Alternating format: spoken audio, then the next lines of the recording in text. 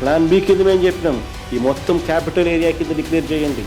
మచిలీపట్నం నుంచి ఎంఏ తీసుకోండి, విజయవాడ నుంచి విఐ తీసుకోండి, గుంటూరు నుంచి జియుఎన్ తీసుకోండి, మాది గన్ అని పేరు పెట్టండి.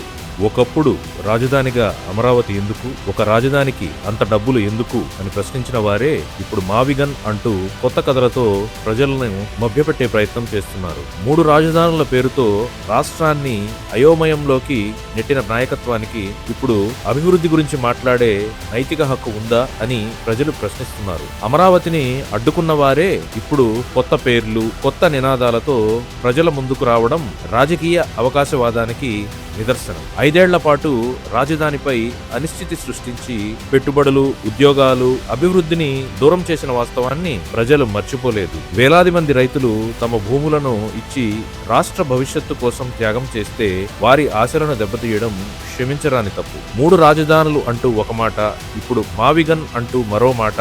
కానీ ప్రజలకు కావాల్సింది మాటలు కాదు, అభివృద్ధి. అమరావతిపై జరిగిన ప్రతి ఆలస్యం రాష్ట్ర యువత అవకాశాలను దెబ్బతీసిందనే విషయం స్పష్టంగా కనిపిస్తోంది. రాజకీయ ప్రయోజనాల కోసం రాజధాని అంశాన్ని ప్రయోగశాలగా మార్చిన వారిని ప్రజలు గమనిస్తున్నారు. అమరావతి కేవలం నగరం కాదు, ఆంధ్రప్రదేశ్ ప్రజల ఆకాంక్షలు, రైతుల త్యాగాలు, రాష్ట్ర భవిష్యత్తుకు ప్రతీక. ప్రజలను గందరగోళానికి గురి చేసే నినాదాలు కాదు, రాష్ట్రాన్ని ముందుకు తీసుకెళ్లే స్పష్టమైన దిశే అవసరం. జై అమరావతి, జై ఆంధ్రప్రదేశ్.